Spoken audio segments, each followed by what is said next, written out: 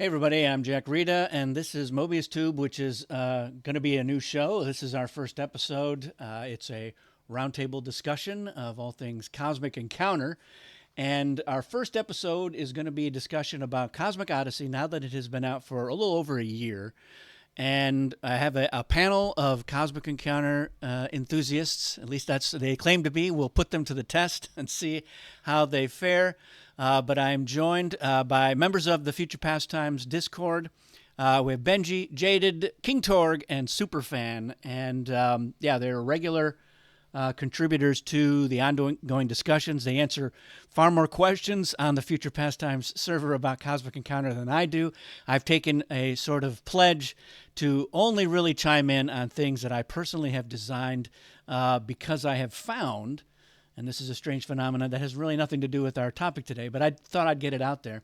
I found that when I do answer questions about other things at large, it invites an argument, and so nobody wants to take the answer because it is in some ways subjective. Since I am not the designer on a majority of what is existing in Cosmic Encounter, I'm only opining, and I found that I did not enjoy the debate when I say like, "This is how I play it, this is how I interpret it," and somebody's like, "Well, you're wrong."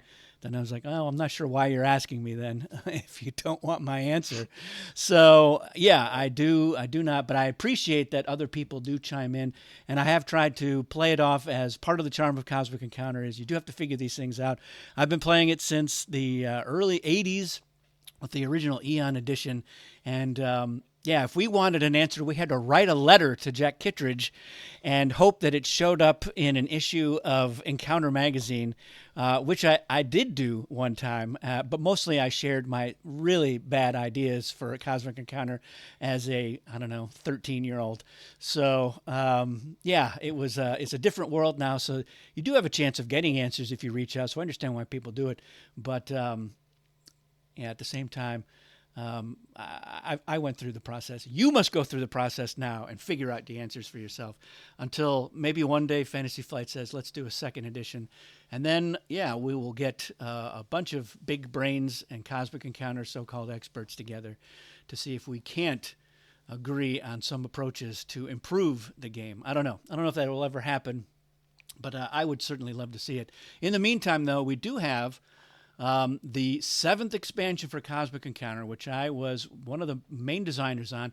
And Frank Brooks at Fantasy Flight did a lot of work on it as well, especially the campaign portion of it. So it's a big honkin' expansion. I like to call it three expansions in one.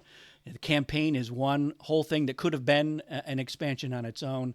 The fact that we expanded on a lot of the previous variants, like the reward deck and hazards and things like that. That was its own expansion's worth of content. And then we added a lot of new modules, moons and lucre and evolutions, and then a few other things that mostly are used for the campaign, but can be used for other things as well.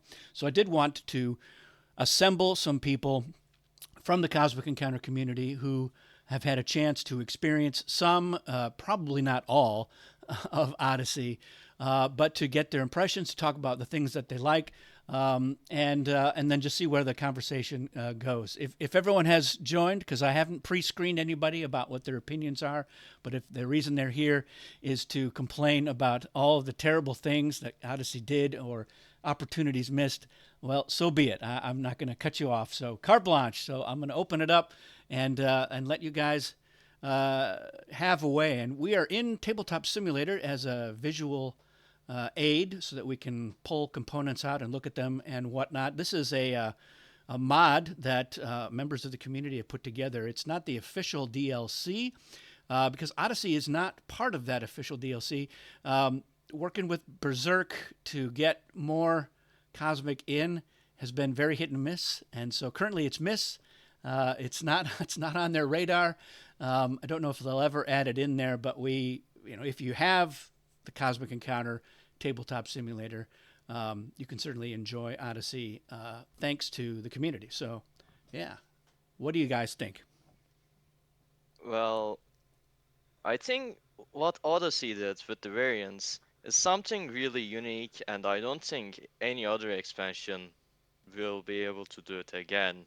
Because Odyssey had the luck of having like five different like variants at once, which meant that the variants could actually directly interact with each other, which meant you all had the great idea to add variant cards that adds the entire variant or some part of the variant into the game, which Oh, is like those techs that add space stations, etc. yeah, and there's a Yeah. hazard that just straight up adds a reward, like stuff like that. Yeah, that's the That's sort of thing that Fantasy Flight did not want to do in previous expansions. They wanted everything to be a self-contained unit. So Mhm. they weren't going to have hazards that interacted with rewards because they didn't want people to be like, oh, we've got this, but I don't have Cosmic Incursion.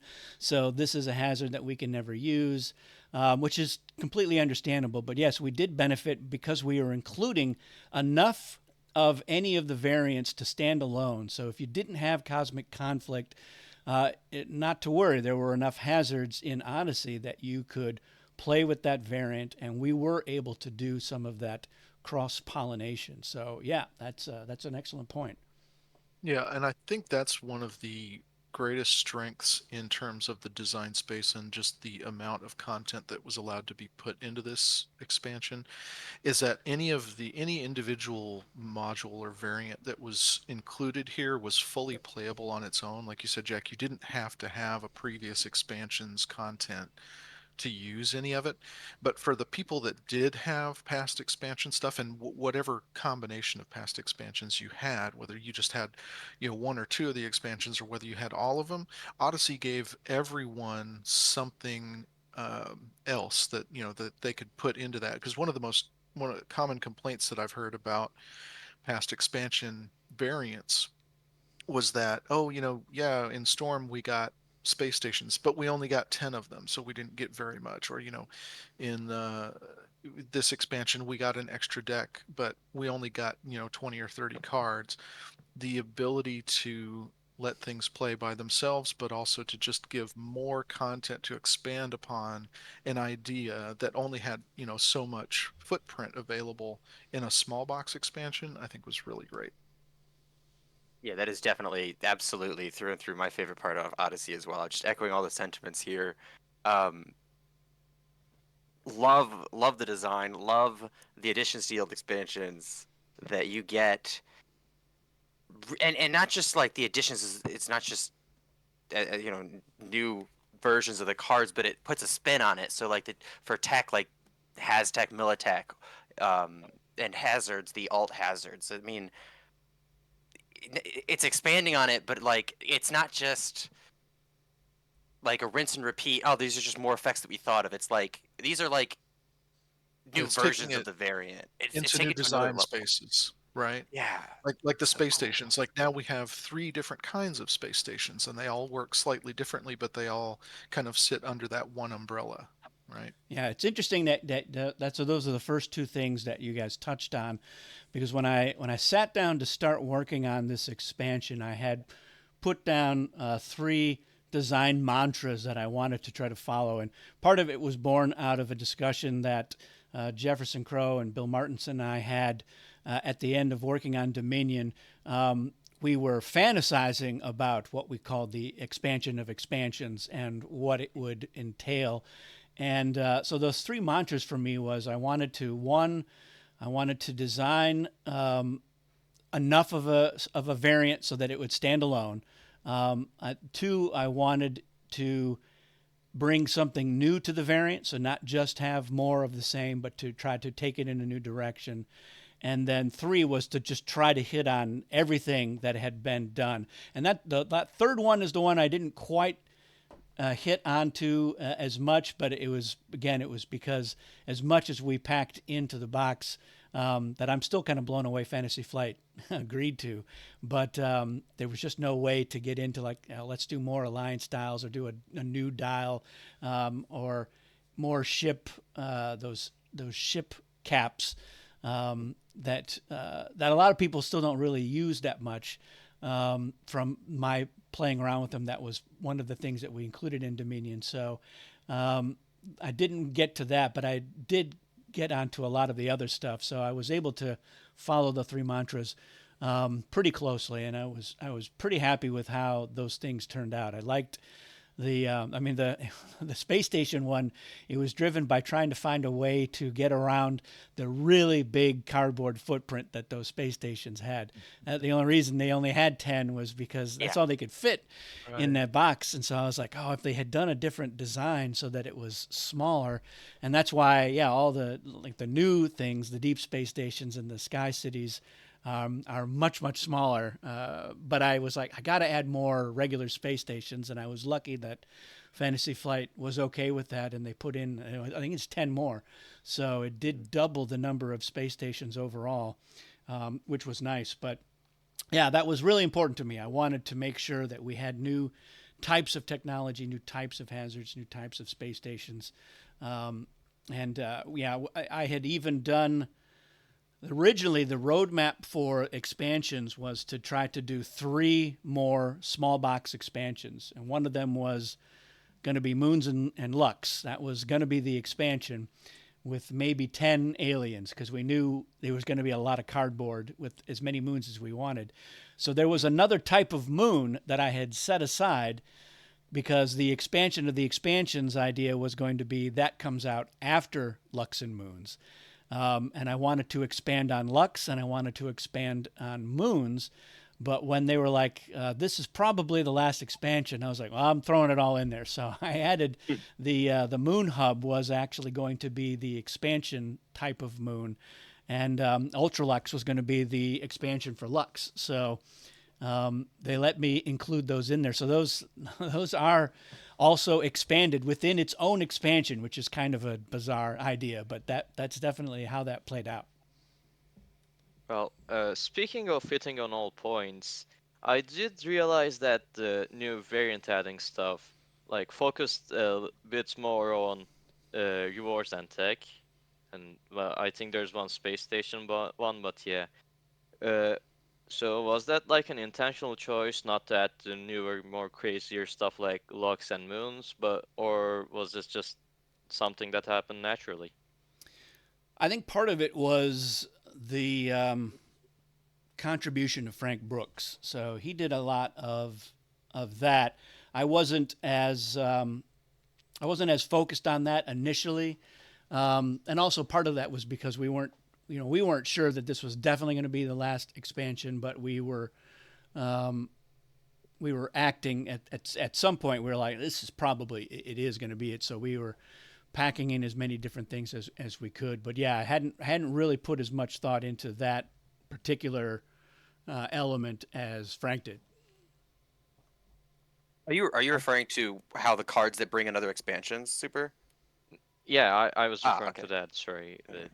the No, yeah. files. Yeah, and I think that the way that he implemented it is what really made it successful. Where he's got like the page number is Yeah. is on there, and that was a good way to do that. So, I think I have been very used to the idea of not trying to cross the streams that much because I figured people were going to do it anyway. They didn't really they didn't need me to be like, here, you can do this.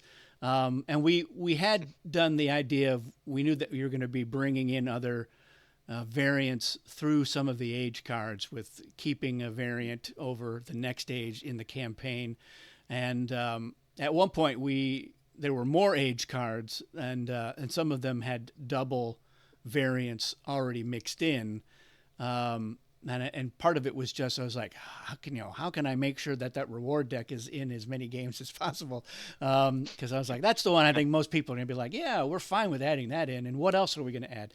And so I had done that, but Frank had stripped some of that out, and replaced it with this idea of there are other ways that players will have some agency about how they're going to add in another variant, and like I think some of the like the wrench cards or the some of the other privileges can do that as well.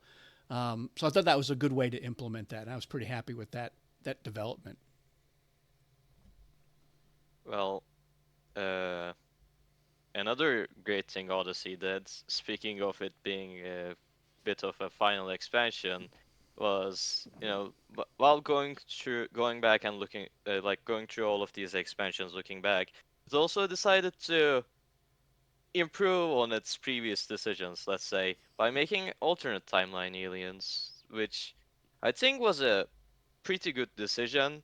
Because, I mean, when you have more than 250 something aliens, there are some ones that are uh, less hits, like less liked than the other ones, and like maybe, I mean, balance when it comes to cosmic isn't really what you would think of, but Yeah. some aliens really did seem Yeah. like unimpressive, Well, and and there were some that have had a long time coming of just feeling like they were just unfortunately never, like they were ideas that were, very old, like zombie, where the idea itself works fine, but then as the game grows and as things get a little more complicated, new ideas are introduced, they just start to kind of show their holes, as it were, or they start to fall behind the curve. So zombie,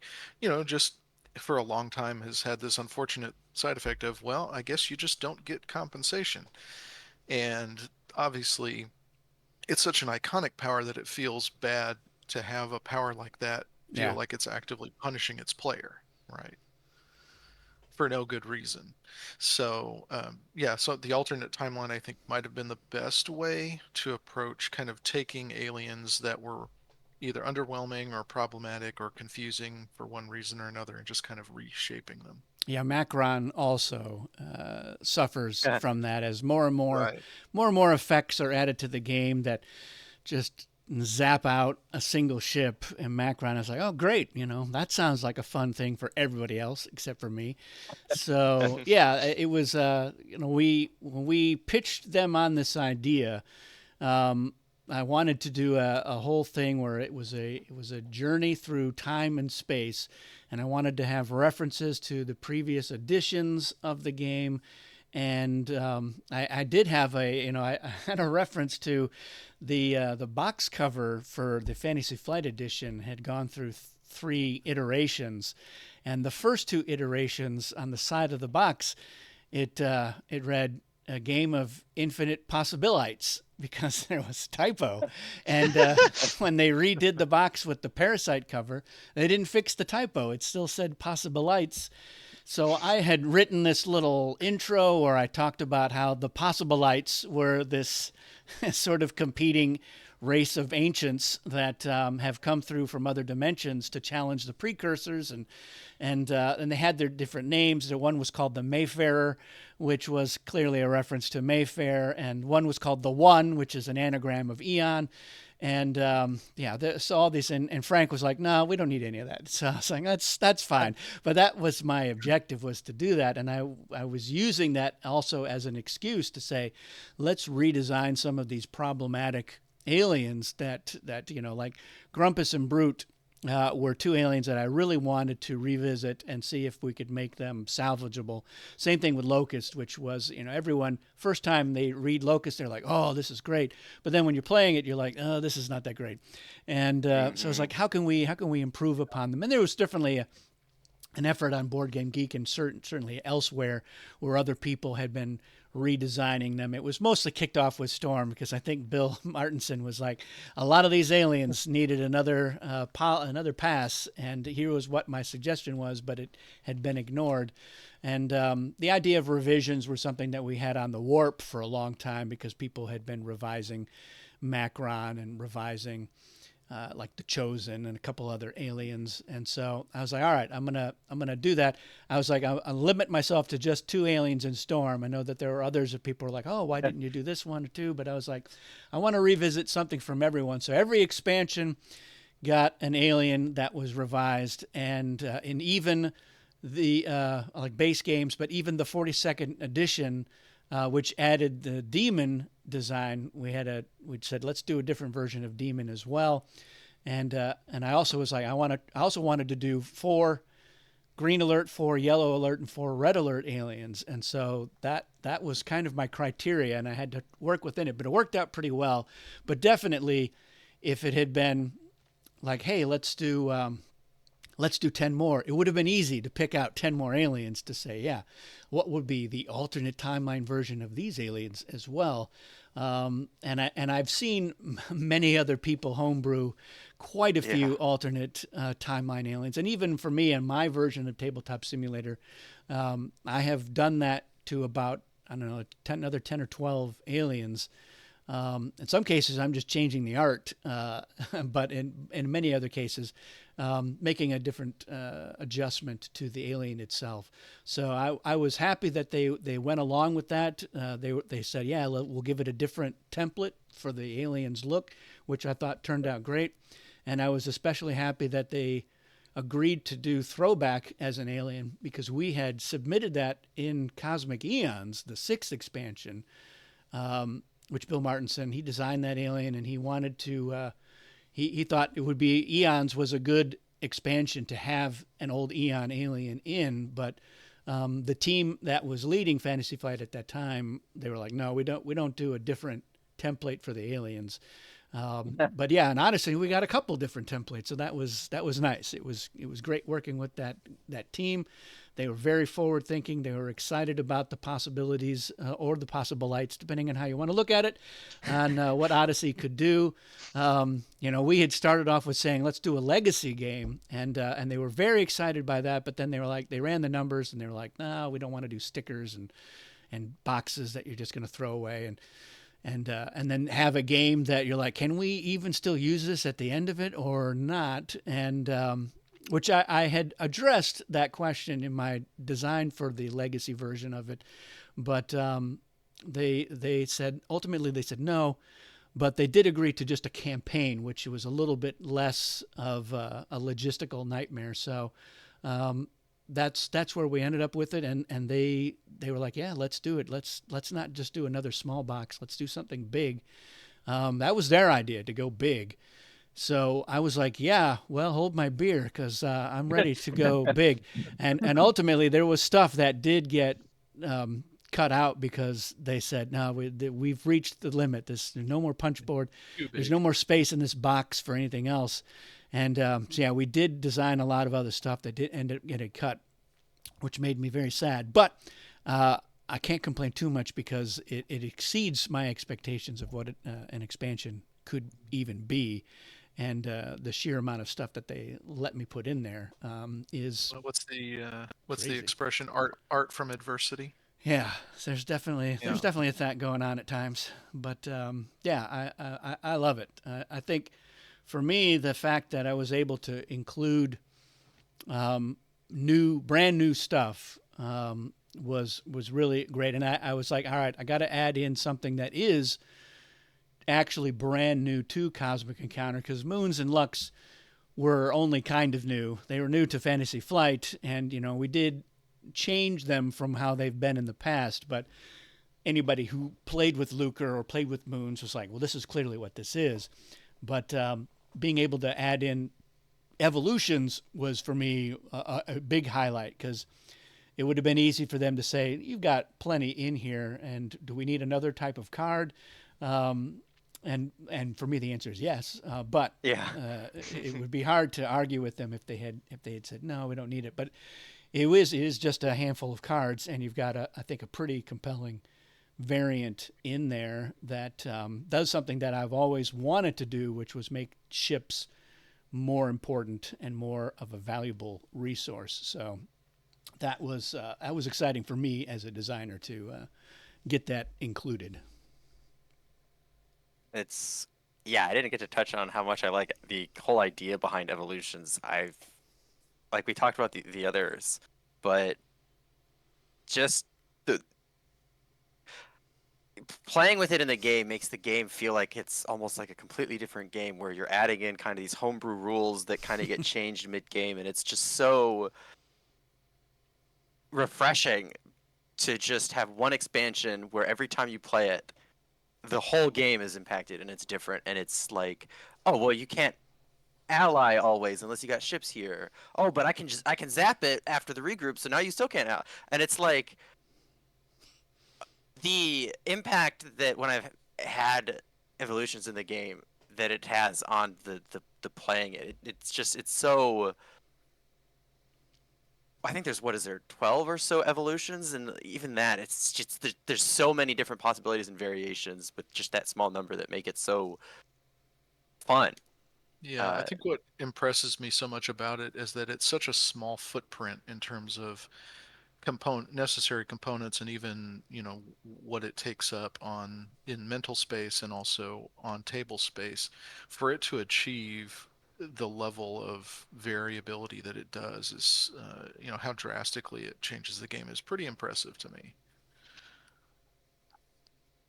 Yeah, it's funny because at about the same time that had been basically put to bed, I was working on a similar idea on Dune with the homeworlds, because I was like, well, let's see if we can't translate this over, and I had done something a kind of a flare-like a variant for Dune as well. So I was working on that third Dune expansion at the same time as Fantasy Flight was putting the finishing touches on Odyssey, and I was happy with how that turned out as well. So I was pretty optimistic.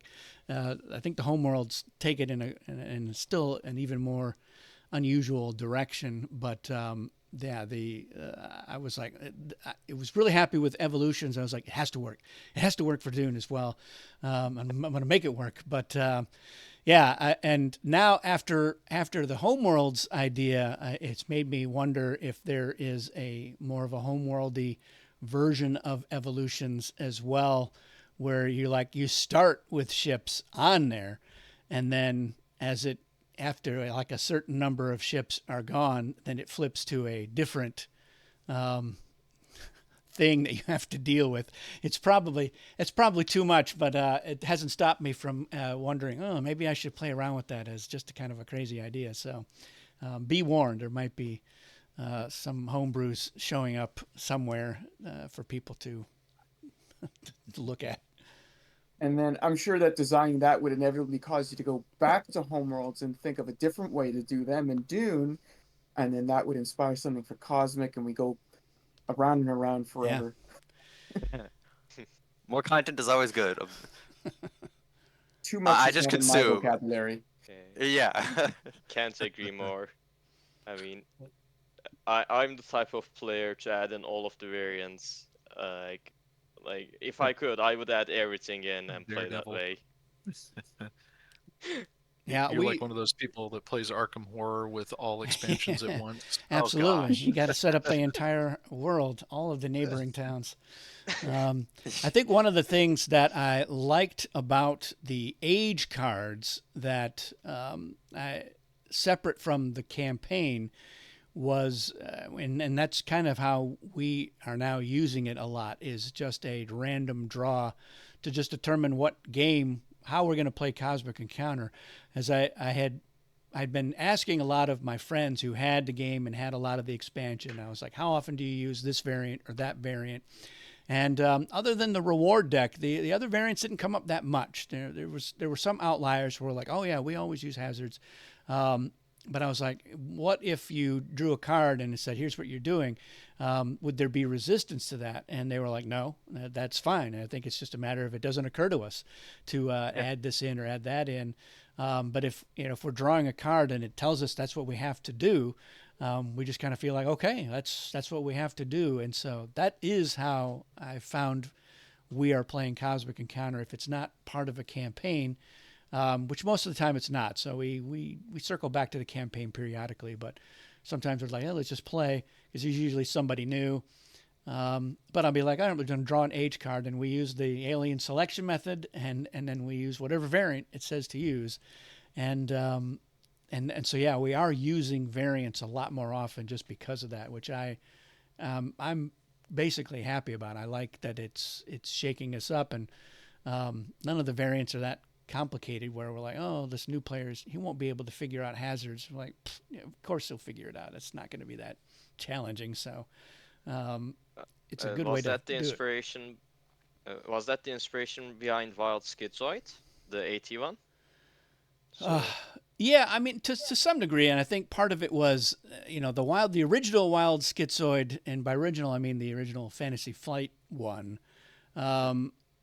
I had a lot of people kind of complaining about it, and so I was like, well, if we're going to do an alternate version of Schizoid, we can certainly revisit the flare effects as well, and do that. But I think it was just a separate thing. It didn't have anything to do with how we typically play the game. But I just felt like, all right, let's try a different approach with it. You still have the other one. While we say maybe the new alternate timeline version of an Alien does replace the original, there's no reason not to still include the flares, because even if you're playing alt timeline Schizoid and you draw the Schizoid flare, you can't use that super because it's not an alternate timeline version of the flare, which also looks different. So it's still a wild. So it's kind of fun for Schizoid to be able to use the other Schizoid's wild flare. And we didn't have it with Schizoid, but we had it with another alien where they were like, oh, but I can't use the super, can I? And we're like, no, but you can use the wild. And they were like, oh, this is great. I love this. Normally I wouldn't be able to do this. So I enjoy that. And I have moved the old versions of the aliens out, but I kept the flares in. So, and that's because we don't deal flares when we're drawing aliens. I've never done it that way. I always deal out the alien sheets just because the person is like, what does this alien do? So they're going to need to read the sheet anyway. So we go, here, read the sheets. And I find it's easier to shuffle through flares than it is to shuffle through the big fat. Because, I know some people are like, I keep them all in alphabetical order. And I'm like, I'm not going to do that. So How does that work with stuff like Chrysalis or Pentaform Wild? are you asking me a question that I would refuse to answer in the Discord? Is that what's going on? No, no, I think it just Because means I didn't like, design your either of those alien- aliens. So I think it just means if because those just direct you directly to the To the flare deck, don't they? yeah. yeah, well, so I mean, I have, it's funny that it's still, to this day, it's called the unused flare deck, but there's like 20 Yeah. ways it gets used. So I have a play mat that has spots for the deck and the hazard deck and the reward deck, and there's a spot for the flare deck as well. And so I just always have the flare deck is on the table, because there's inevitably going to be some effect that says use that unused flare deck. And so yeah, I don't keep the flares in alphabetical order. I don't keep the aliens in alphabetical order. We just spend 2 minutes searching through it to find whatever the matching flares. Find the flares. I do have them. I have a custom flare box that holds all the flares, and I have them divided up by alert levels. And I even have little tabs to here the green, here the yellow, here the red. And if we're like, we don't care, we'll shuffle them all together. But sometimes we're like, oh, we'll just play with yellows, so we can just pull all the yellows out as well.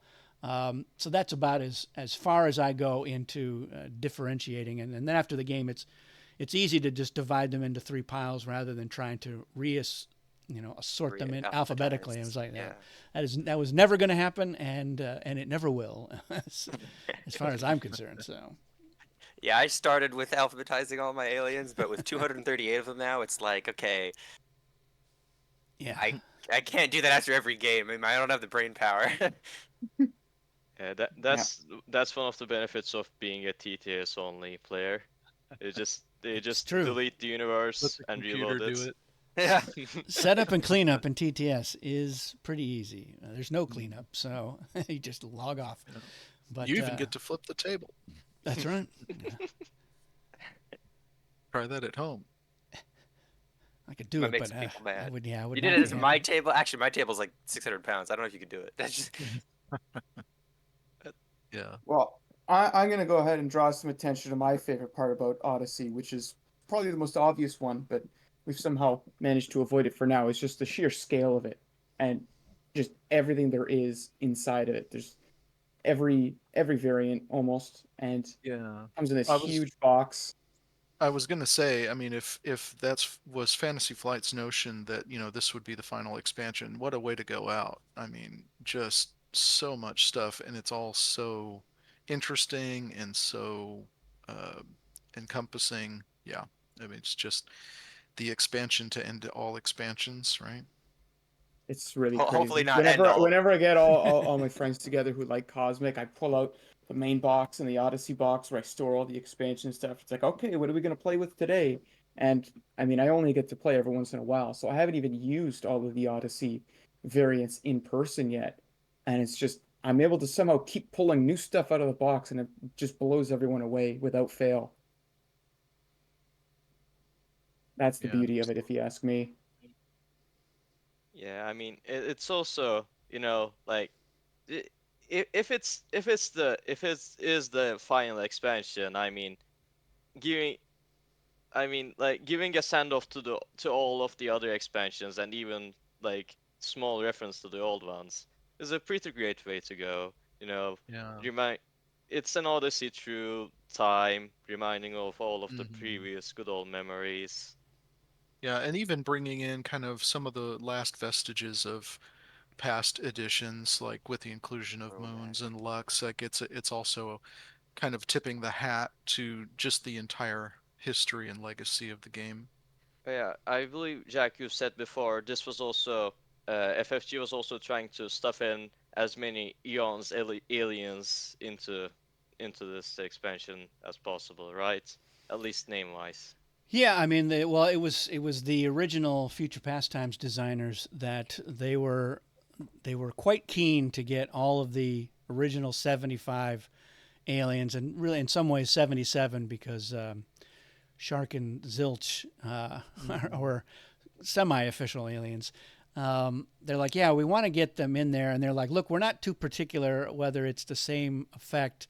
Um, we want to get the aliens' name in there, and maybe the history as well, because they knew that some of the aliens had been redone. So like Crystal is utterly different from the original Crystal, but they're like that. We're fine with that. We wanted there just to be a Crystal alien, and they knew that Pirate was quite a bit different from the original Pirate, and Laser was not the same, and they were okay with that. So I prioritized that for myself. I was like, all right, I want to make sure that we get Witch in there, and that we get Negator in there, and going through, in some ways, the bottom of the barrel. So some of the aliens that there were reasons, good reasons why they'd been passed over, expansion after expansion.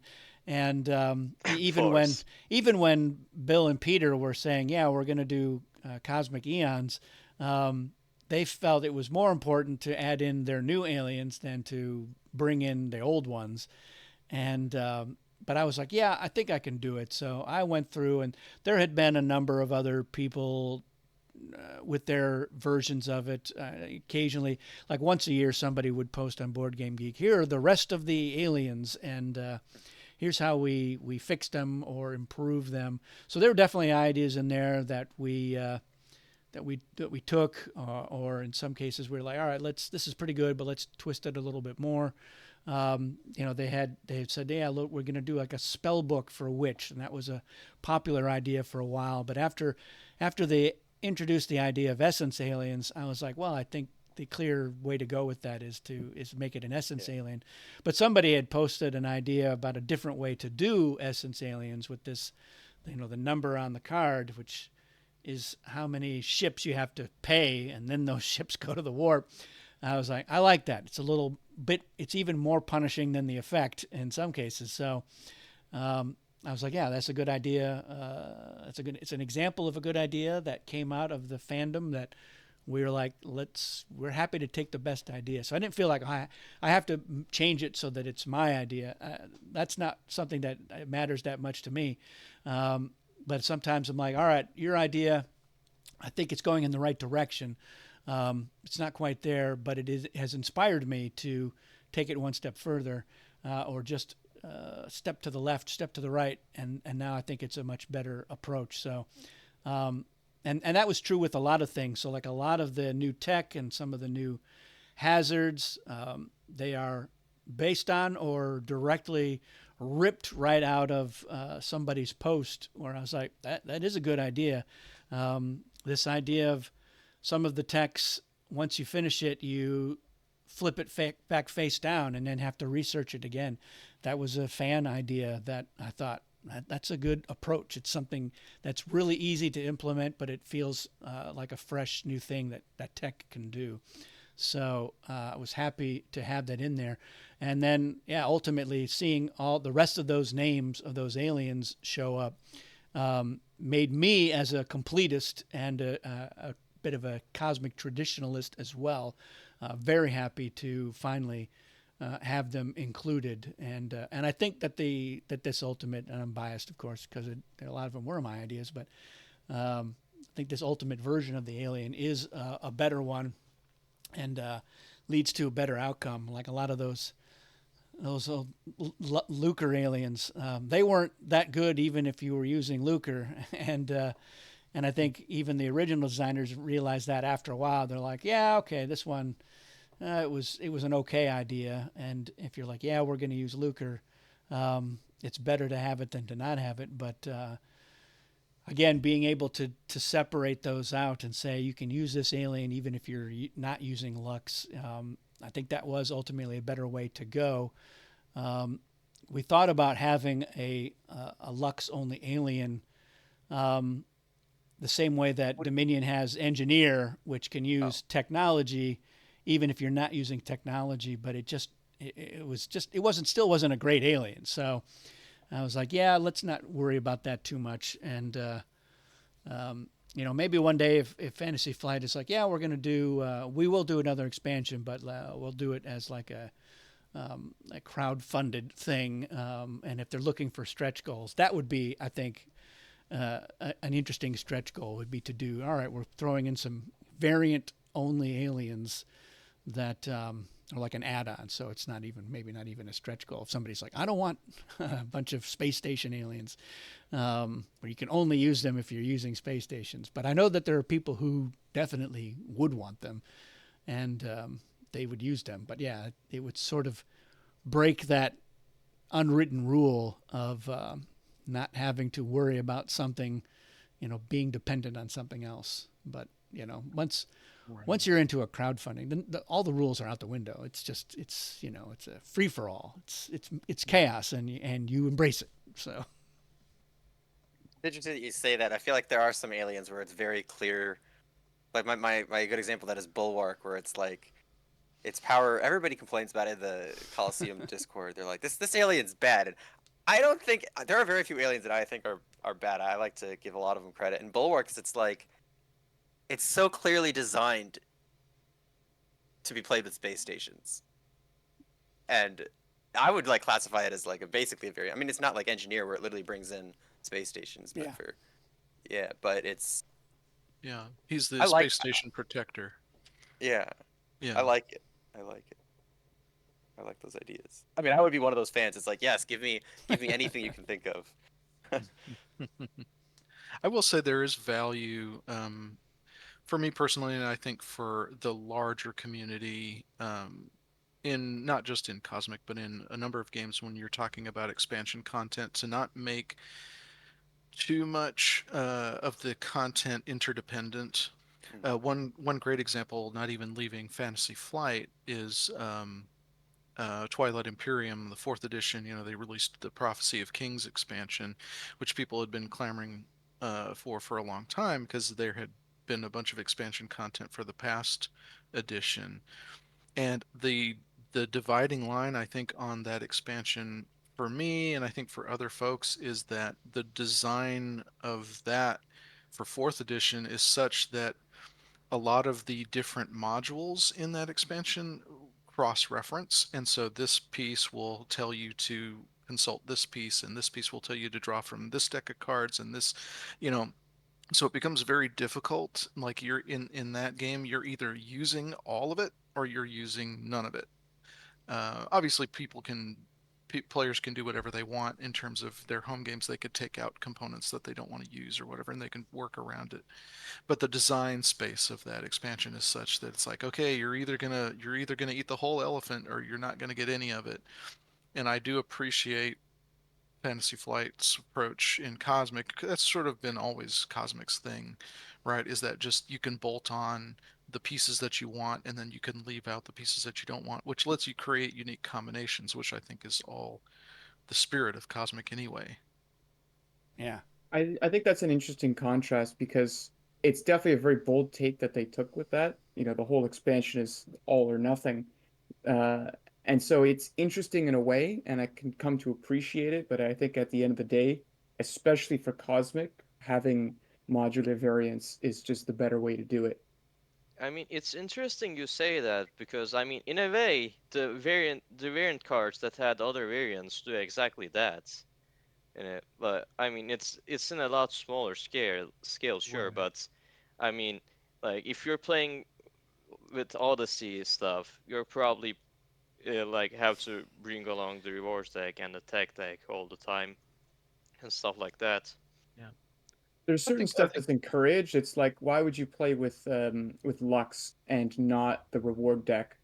But I mean, there's no reason why the game breaks if you include one thing and not another thing, right. which is really kind of the core of Cosmic. Is that the game very rarely breaks, despite how complicated and wide spanning it is in terms of things.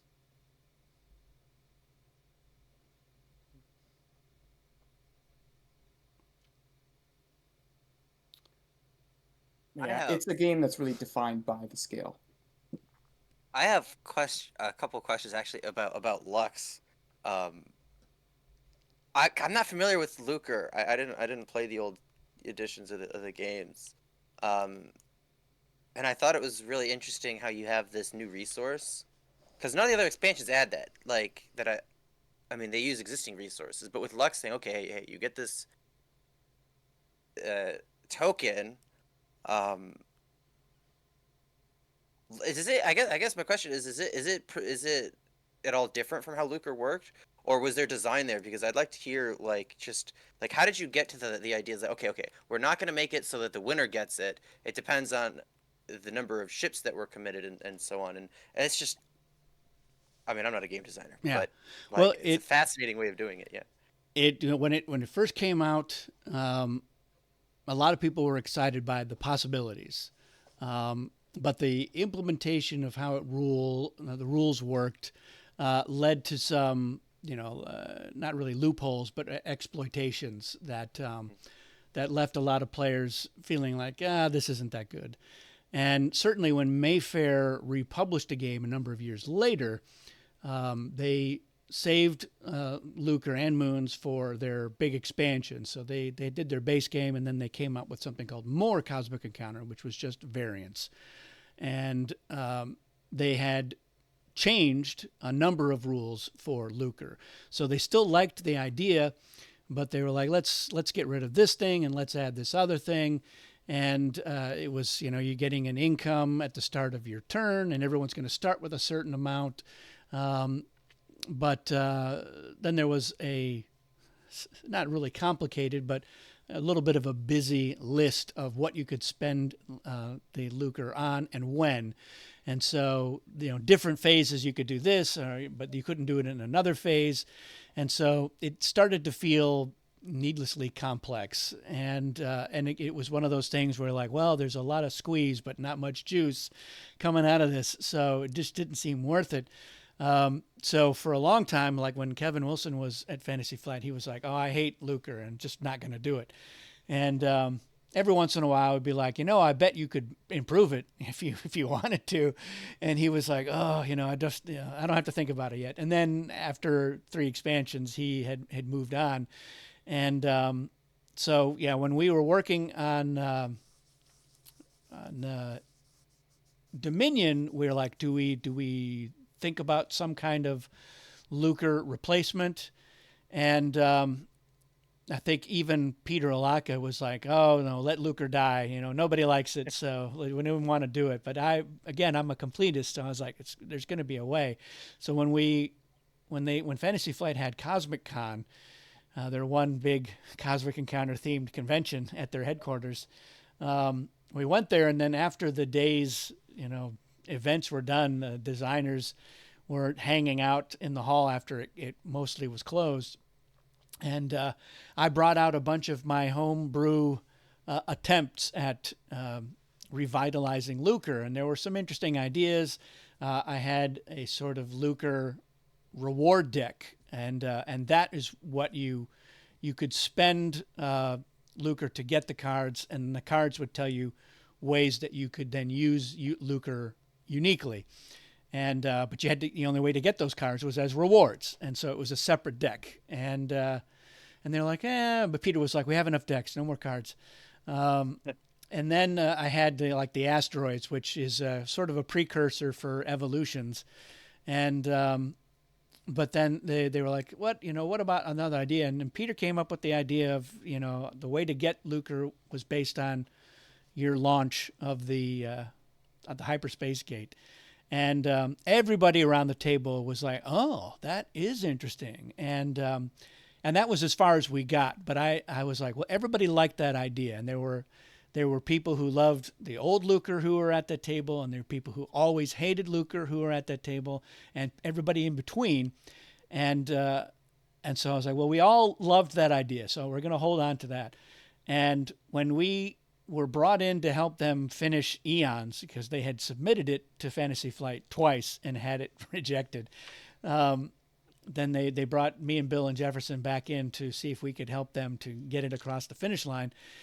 And at that point, it was just aliens. It was just 30 new aliens, and there was no variant. And we all three of us were like, you got to have a variant. And we played around with the Lux, and at that point, it had come up with the new name. Bill Martinson is like, let's call it Lux because Peter doesn't want to call it Lucre, and we can pretend like it's something different. And so we were playing around with it, and it was very similar. It was, you were earning it, you were spending it on rewards. But we all felt there was something still missing, and we liked that. And Bill was like, I love, Lux, because he's like, I love getting those reward cards. He's like, that's my favorite part of the game now. It's just getting rewards. And he's like, we got to find a way. But we were all like, it's so close. But it was just, we all agreed. It was like, something's missing. And we ran out of time. And then literally at the 11th hour, Bill Martinson was like, what about Alliance Styles? Here's my idea. And so we just submitted it. We hadn't played with it at all, but we're like, that seems like it would work fine. And That's great. Yeah, it did work. It does work. I wish they were a little bit bigger, but I mean, I love the idea. I think it's great. But then I was like, well, I've still got this. And it was so funny because it was literally the next week, probably about 4 days later, that I came up with what was ultimately the version that got published. And but by then it was too late. So I was sitting on this for a long time. And then when we began to play test Odyssey for real, I was like, here it is. And it didn't really change much at all. The big change was that the sort of the deluxe cards, which is where you have a unique effect that you can spend it on, but other people can pay you to do it. It was a little bit different from that. So Frank Brooks is the one who changed it to that, and I like his version better. Mine, it was called a shared boon. So it was a unique effect that you could have, but if anybody had a colony in your system, they had it too then. So it just kind of grew. And which I think is a fine idea, but I think the deluxe one it's cleaner, it's more elegant, and so I do like it better. But and then just the idea that if you're ever going to get 3 Lux, it's an Ultra Lux. I was like, well, there's 2 reasons why I like that. One is that we can have fewer tokens, or in some ways more tokens, but this is a simpler thing here where one's going to go into the system and one's going to go on the gate, and this one is worth 3 and you can't get change for it. But then I was like, then there's going to be ways that you can use this that nobody else can, and which is what these Ultra Lux cards ultimately did. And if you notice that a lot of things in Odyssey are in denominations of 8, and that is on purpose because I was like, I always want to be able to make sure that if it's an 8-player game, everybody gets at least one of whatever it is. So if you're like, we just want to use Ultra Lux, everybody can have an Ultra Lux. If we just want to use a type of moon, everybody can have that type of moon. And there's a couple other ways that it manifests, but that was a lesson learned from a storm with 10 space stations. I was like, well, 10, if it's an 8-player game, then you can't deal 2 to everybody. You can only deal 1, and then you have no choice. So I was like, I wish they could have had just 6 more in that box so that you can do 2 to everybody. But So yeah, Fantasy Flight, they got the memo on that. They're like, yeah, we'll make sure there's 8 of everything, or more, and then yeah, that worked out. But yeah, the Lux thing, I think it evolved over time. It's way better than Lucre ever was. I like the way that you can earn it, and if if you're going to come in really aggressively with a lot of ships, it's usually the defense, but not always, but almost always the defense is like, well, win or lose, I'm going to get a lot of Lux out of this, so that'll be good. And so that's a nice consolation. And then you've got like I love how a person sends one ship. It used to be, without Lux, if somebody sends one ship, they're definitely sending out a signal to everybody. And it's not, I feel super confident as the offense. And I'm inviting everyone along. You're like, you're only sending one ship, though. I mean, you're going to screw us, so I don't want to do it. But now it's completely different. They just look greedy. They're like, oh, I think I can win it with just one ship, and I'm going to get 3 Lux. And so I think it adds a really interesting layer to that whole dynamic of the game, which I really love. So I like Lux a lot. I like to use it a lot. So if I'm playing with people who it's not their very first game, I will say, yeah, how about we use Lux and rewards? Because there's been plenty of games where we had the reward deck and nobody got a single one because they just either didn't invite people to the defense, or the defense kept losing, and so nobody was getting rewards. And people know that my physical version and my TTS version, I've got 3 different types of reward cards. Got the Ultra rewards, and I've got the just Defender rewards. Again, trying to make stuff look like it was done on purpose. So we like to get those cards, and I find that they speed up the game. If people have a lot of reward cards, you get somebody who's able to win the game on their own a lot sooner than they would without them, or if they don't win, everybody else is going to be getting those rewards, and it's usually the next person or the next one after them that's going to get that win. So I think it's a good way to add the game in. I think I mentioned on my second edition speculation video that if we did a second edition, the reward deck, I think, would be in the base game instead of technology. And I like technology. I think I like it probably more than just about anybody else. But I think it's a better variant for an expansion than for the base game. And I think the reward deck would get used a lot more than tech would. So that would be you look at like any Reddit post they're suggesting, it's like, which expansion? It's Incursion. You know what I mean? Like, you got to get it. Yep. I mean, speaking of the reward deck, I absolutely adore the Ultra Reward sub-variant because, I mean, it fits so well. But because, like, it's kind of like, like, rewards but more. It takes everything reward cards were and, like, doubles it in a way. They're more rarer. They're more incentivized to, like, they incentivize you even more to ally with the defense. And they're even bigger of a target. And you have an even bigger risk of getting screwed once you take them. Well, I know that when we made the second reward deck for Dominion, and all the suggestions that we were getting from everybody outside of our group, and then even from people within our 3-person group, was for like these just really powerful cards. And I was like, you guys, this is getting a little out of hand. I mean, this reward deck, it's really, I mean, they had the kicker ×4 and they had all this other stuff. And I was like, it's getting a little out of hand. I was like, because I designed the very original reward deck before Fantasy Flight published Cosmic Encounter. And I had done it because I had a homemade version of Cosmic Encounter that had all these crazy extra variants that were in the deck at one point. But when we set the deck on the table, it was about 11 inches high. So it was, and part of it was, it was card stock that we had laminated. So all the cards were, they were a little bit thicker than normal, but it was still absurd. I mean, if you look at the Mayfair Cosmic deck, because they didn't have a reward deck, they just had one deck. Their deck is much bigger than the Eon one, so it was already big, but mine was even bigger. And I was like, this is crazy, because we would have, like, somebody would draw a hand and they had no encounter cards. And I was like, yeah, this isn't right. We got to fix that. So I was like, I'm pulling all this out. But then I put in a few booby traps. So not rift cards. It was booby traps to just, if you drew the card, there were just these cards that you didn't want to get. And it wasn't just, oh, we have got a -7. I had these things called skews, and they were like little missions that you had to accomplish. Otherwise, you couldn't win the game. So and you're like, oh, and it wasn't hard stuff, but you're like, oh, I've got to, I got to lose 4 ships to, and by negotiating and then not make a deal or whatever. It was silly stuff, but achievable, but it was a distraction. So, but Kevin was like, I don't want to put bad cards in the reward deck. I'll put some, good cards and then some that are just okay. And he added a couple of, negative attack cards. So certainly not good by anybody's typical judgment, but Unless you're antimatter. yeah. But then when the Dominion one was like really much more powerful, and I was like, but then Bill was like, well, the idea is that this is supposed to be mixed with the incursion one, so it will temper the its thing. But yeah, there were a lot of really hot ideas, and even afterwards, like people would kept posting more ideas for types of cards you would put in a reward deck, or I came up with a new type of card, and I was like, that's absurdly powerful.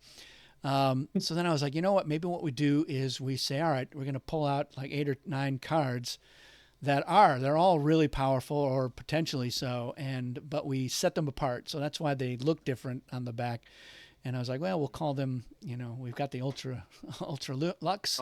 We got the Ultra Rewards. And yeah, for a while we were like, one of the expansions was going to be Cosmic Ultra or something like that, because I was trying to get all of the vowels. I wanted a CE, CI, CA. I've got a CO. We got a CU. So yeah, it was part of our. Like I said, it was a roadmap for. We got 3 expansions, and CX was the expansion of the expansions, and but no, it's. Yeah, I think it's a fun idea, and like I said, I've made a few more to add to my deck in TTS and in real life. Got a couple extra powerful cards, and I revamped a couple of them just to, because we play test them, and when there's issues after the play test, I blame the play testers. They're supposed to find that stuff out, not me.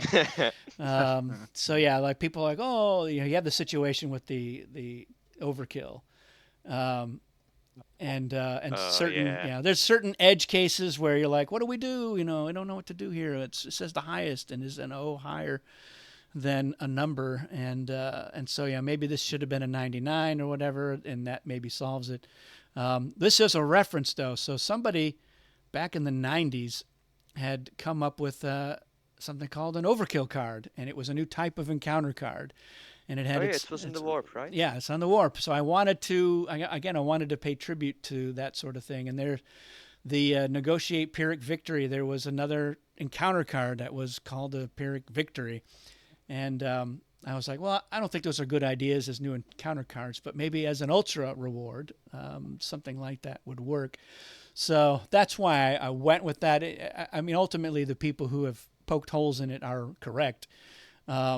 But it was more than just, I wanted to do this because I think it's a fun idea. I was trying to give a shout out to Cosmic Superfan of yore. So can I ask about specific cards? Like, I'm curious with you can ask. Like, I don't know if maybe somebody else will answer. Not a rules thing. Not a rule. Don't worry about it. So I love the Ultra Rewards idea. In my humble opinion, I don't. I kind of wish there was a second Rift in there, because it's like they're so good. It's like, if you have it, better hope there's not a guy that can steal it from you. But other than that, the one miss for me was like Time Gash, or not Time Gash. No, Time Gash is what is it? Aperture, which is, I love the card, but it's interesting that it's an Ultra Reward, because you look at the Ultra Rewards you draw, and it's like, okay, this is giving me a really nice advantage over everybody else. With Aperture, it's like, well, it puts everybody on the same playing field. So it's like, I was just curious as to the design insights for, like, how is it that ended up being an Ultra Reward and not, I guess, just a normal reward? Maybe one of the normal rewards with there. Yeah, I think part of it, I mean, we definitely talked about it and where should it go, because we did want to add another new artifact because in the reward deck there's a couple of artifacts in here, but they're like, well, eventually I'll get to it.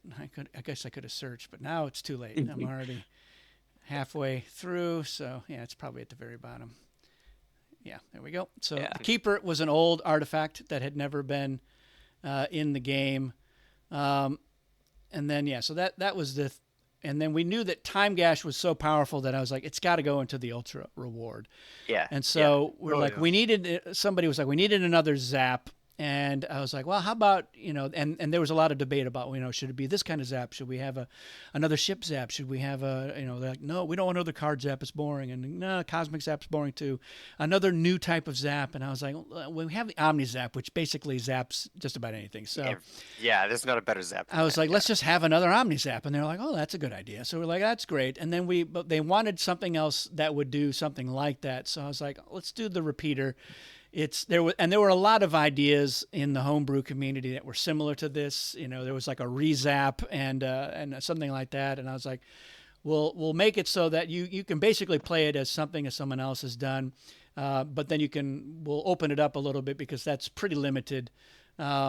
To just like, what I really need is another quash, and I know somebody's played one, so I'm gonna have to go find it in the discard pile, and then we're gonna repeat that. And so we were happy with that, and we were like, we didn't know if this really was on the same level as an ultra reward. It felt like a good thing for this deck, and so we were like, all right. I mean, this is a powerful effect. Yes, it benefits everybody, but it's a big effect that everyone's got another alien. So we were like, all right, that's fine. And it is going to be a Hail Mary for most players. If you're like, I'm in a desperate situation, I'm playing this and maybe I will get something. Everyone else is going to get something, but maybe what I get will work better. That's the risk here. And if you're playing it earlier, you're just like, you're just an agent of chaos. That's all. You're like, all right, boom, let's do this. And so we were like, that's why we're like, yeah, let's put that in here. Cause we're like, we wanted one more artifact in here rather than, another kicker or anything like that, or something brand new. We're like, all right, the rule book is already so packed full of stuff. So just another artifact would be good. And so yeah, that's how that shook out. And like I said, I was like, yeah, some people are gonna not be happy with it, but I've never seen anybody not play it. So they're like, well, I'm gonna play this. Maybe it won't work There's for a couple. me. There's a couple in the Coliseum server, but yeah. Yeah, If in you our ask me, the server, main advantage of having God, what do you call it? Aperture is that if you're one of those people who doesn't like the effect, then you have sole control over whether or not it's played. Yeah, That's your unique effect. And then people are worried that it's a rift, so they're like, I don't know, I'm gonna take it. The original rift in the Ultra reward deck was much worse than. Was it? What is it? Oh, tell us. Oh, it was so bad. You lost all of your ships to the war. And then it was made less bad, but still worse than what was published. So I think it was Frank was like, it's too harsh. So I have tapered it down here. It's going to probably be, here we go, the last card. Yeah, it fell through the table. So it used to be you lost 9 ships and 9 cards. So it was a double whammy. But then they're like, no, I think just losing 9 ships is plenty bad. And I was like, okay, I guess that is plenty bad. But yeah, we had somebody in a play test. So they were about to draw compensation and they were like, oh, green has got that ultra reward. And I was like, I just want to point out that there is a rift in the ultra reward deck and it is bad. It is very bad and you don't want to draw it. And he was like, I'm drawing it. And he drew it. It was the rift. And he was so devastated by it that he was like, yeah, this was, and I don't think he ever came back to another playtest after that. And I don't know if it was solely because of that, but he was very unhappy he's like, I did not have a good game. It was not fun for me because I was screwed for the whole rest of that game. And I was like, I hate to say I told you so, but Yeah. I literally said, I don't know if you want to risk it. It's early. It's very early in the game. We don't know who has it or where it is, and it's bad. I told you it was bad. He was like, I know, but still. And so yeah, I changed it after that. I changed it to the less bad version, which was still too bad for Fantasy Flight, but. Yeah, another rift in there. Yeah, I mean, I definitely see why, and I'm tempted to add another rift as well. Maybe what I'll do is just add the card one, and so you'll have either you're losing a bunch of ships or you're losing a bunch of cards. Yeah. Yeah. But I think What that I've might be seen- fun. What I've seen is someone upgraded the Rift 1 from Dominion into the rewards deck, which seemed like a really good idea to me. Because I mean, abandoning the colony is definitely out there in terms of effects. Yeah. Oh Yeah. yeah, I saw that one. That was good. Rough. I actually personally think, and in my home set, I like putting OmniZap in the Ultra Rewards. I think that's an effect that's just so punishing, and the fact that there's two of them with Odyssey, I was like, I'm moving one of those to Ultra. So yeah, Yeah, I I mean, can you already see got it. Morph in there. It's fine for theirs to be duplicates, but Yeah, Yeah. I was like, how can I get more morphs into this game? Because More morphs, more we morphs. did the last Galactic Championship that we had at Escape Velocity, and this I guess this was 2019.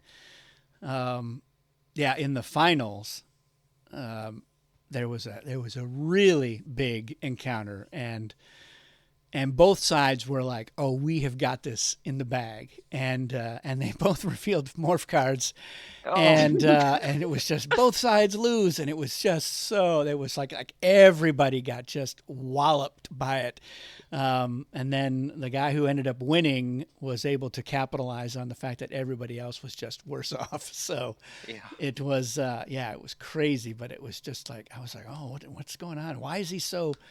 He's like, I've done the math, and we're gonna win, and because he doesn't know what I'm playing, and they were both like, oh, but you don't know what I'm playing. We definitely are gonna win this encounter, and so I was like, I was so happy to see that happen. I was Yeah. like, oh, this is the best time here in the finals of the championship. Yeah, that was good. Wow. That is. I love, and I also like that there's a third encounter card in there. So like, because if you see it down, it's like, all right, this is either overkill or what is it, betrayal? No, I don't remember Negotiate the- extreme demands. Exchange demands. Right. And it's like having an morphin. It's nice. It's nice as you see. Then it's like, okay, well, it might be the overkill that they're playing here, but it also might just be a morph. So I really like that. I like that there's a morph in there. You might draw an ultra reward and be like, oh, it's over something great, and I just got a card that's in the other one. But I think it's good. I know. Yeah, when you're like, any other time you would draw a morph, you would be like, oh, this is good. When then we get in the ultra reward, you're like, oh, I got the morph. That's all I got. You know who enjoys the ultimate rewards morph? Gambler. Oh yeah. Yeah. Yeah, I like that too. Well, I think this is pretty good. First episode of Mobius Tube. So I was tickled last night when I came up with the name. So I was like, how can I do? And it's it's something related to the warp, something related to YouTube. I was like, oh, wait a minute, got chocolate in my peanut butter. Genius. So yeah, I was maybe a little too pleased with that. But yeah, I want to do this more. And I think what I will also probably do is allow for more questions and answers as well. So I know that I've said, oh, I'm just not going to answer any questions anyone asks me, and that's not totally true. But I do want to open this up, and we may have like some specific, like I'll say, hey, next month we're going to do Mobius Tube, and we're going to talk about deals or whatever. And so if you've got questions about deals, let us know. Let us know ahead of time, and we can answer them or raise them during the thing. At some point, I'll do some of these as live. I just have to. I got to figure out the best way to be able to see the questions, and I guess I got to get into Twitch as well. So I'll experiment with that. But so for now, if you've watched this, let us know what you thought of the first episode of Mobius Tube, and what you want to see us do other episodes on. Certainly, we could do 10 more episodes just on Cosmic Odyssey. But yeah, we'll see what people are interested in and stuff that they want to learn more about. And it could be strategy, it could be history of the design, or just things that you want to better understand in Cosmic Encounter. Absolutely. And I will solicit some guests for that as well. So on behalf of everybody who is here, thanks for joining us, and we'll see you again soon.